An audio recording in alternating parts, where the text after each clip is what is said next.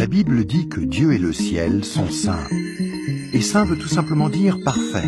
Il est capital de comprendre que Dieu ne peut rien laisser d'imparfait entrer au ciel. Sinon, ce ne serait plus le ciel. La Bible dit aussi que nous avons tous un corps et une âme. À notre mort, notre corps est enterré ou incinéré. Mais notre âme, le vrai nous, vit pour toujours, soit au ciel, soit en enfer.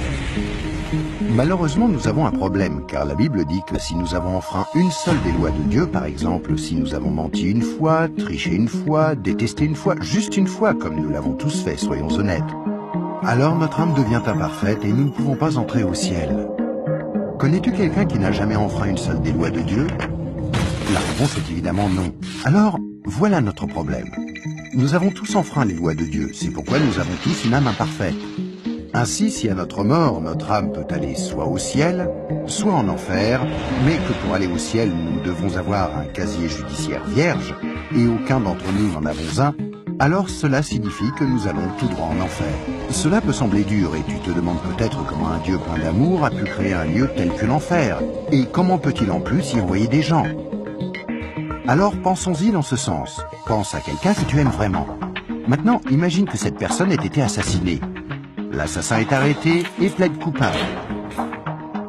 Mais tu es horrifié lorsque le juge dit « C'est très mal ce que vous avez fait. Mais parce que je suis un juge plein d'amour, je vais vous faire relâcher. » Tu serais très fâché, n'est-ce pas? Pourquoi? Parce que tu sais que lorsque quelqu'un enfreint la loi, il doit être puni. Sinon, il n'y a pas de justice. Donc l'enfer n'est pas une question d'amour, mais de justice.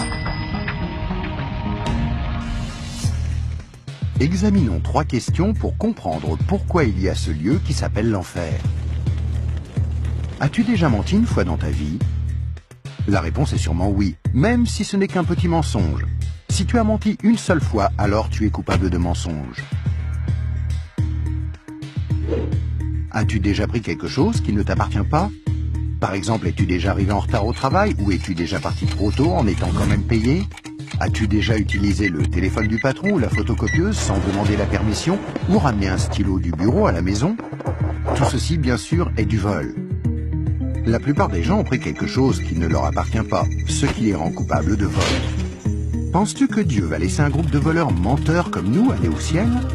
C'est peu probable, car s'il le faisait, il serait comme le juge injuste qui n'a pas condamné l'assassin de la personne que tu aimais.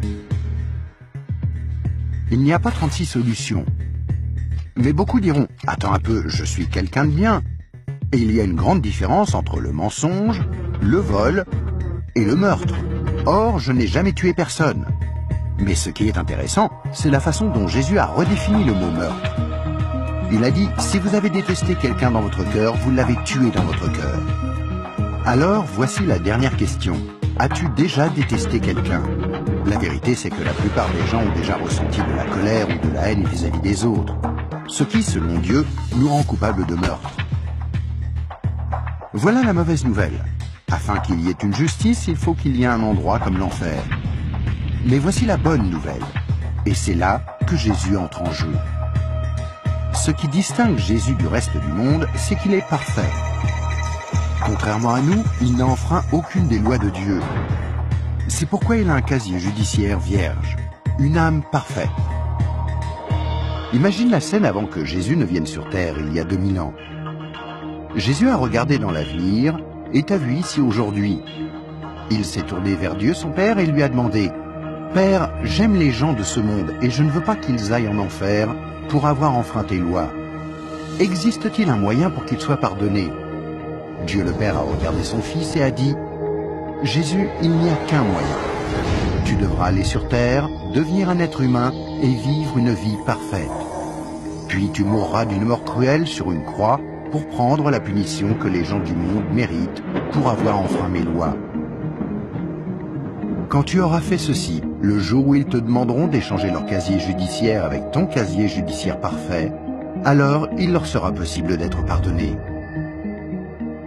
Jésus a accepté volontairement, et il y a 2000 ans, il est venu pour donner sa vie pour nous, pour payer le prix de toutes les lois de Dieu que nous avons enfreintes.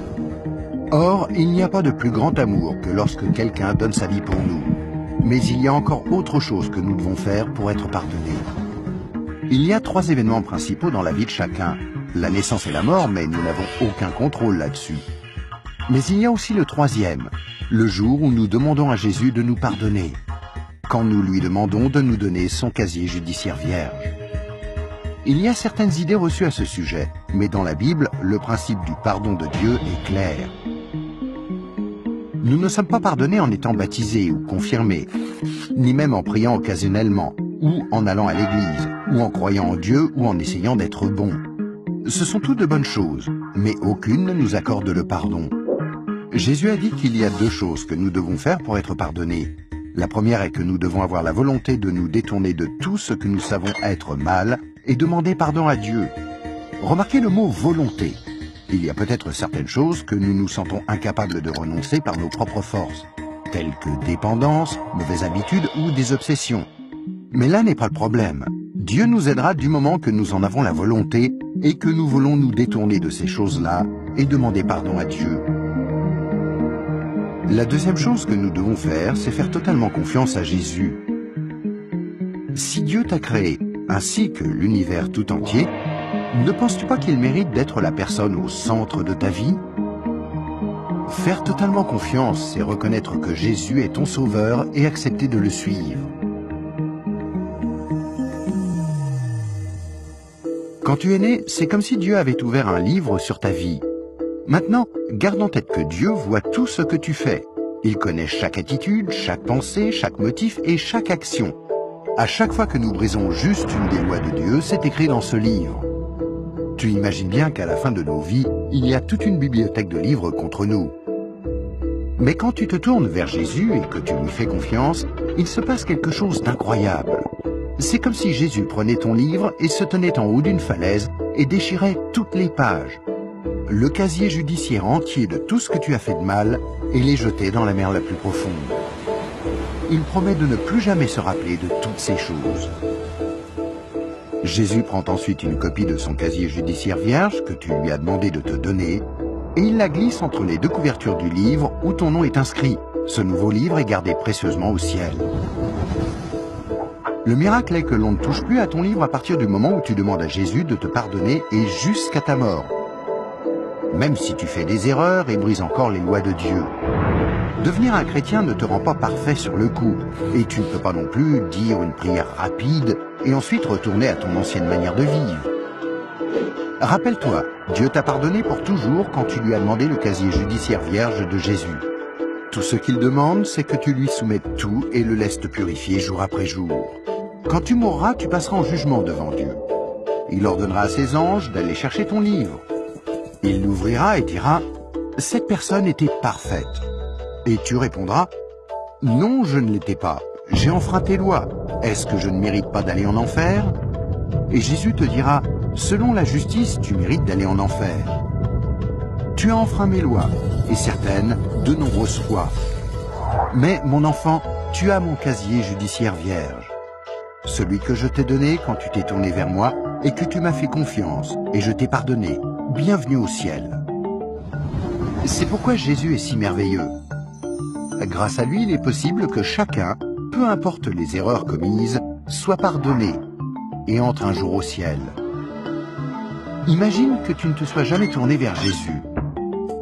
Pense à ce qui pourrait arriver.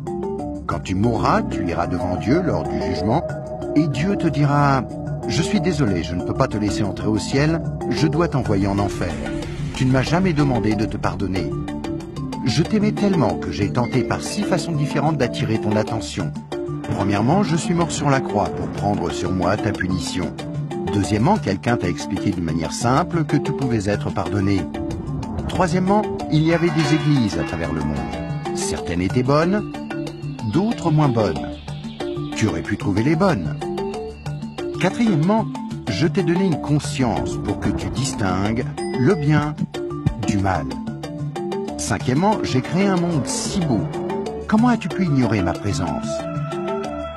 Et sixièmement, je suis ressuscité des morts, afin de prouver que je suis Dieu, et que tout ce que j'ai dit était vrai. Mais tu n'as encore rien fait. Je suis désolé, je ne peux pas te laisser entrer au ciel. Je dois t'envoyer en enfer. Et toi, si tu meurs ce soir, où iras-tu? Rappelle-toi, pour entrer au ciel, il faut un casier judiciaire vierge, que tu ne peux avoir sans avoir demandé à Jésus de te donner le sien. Afin de recevoir ce don gratuit, tu dois faire seulement 2 choses. Tout d'abord, tu dois vouloir te détourner de tout ce qui est mauvais dans ta vie et demander pardon à Jésus. Et deuxièmement, tu dois faire totalement confiance à Jésus. À moins de faire ces 2 choses, il t'est impossible d'être pardonné, et à ta mort, il te sera impossible d'entrer au ciel. Ce qui est affreusement triste, parce que c'est la raison pour laquelle Jésus est mort pour toi.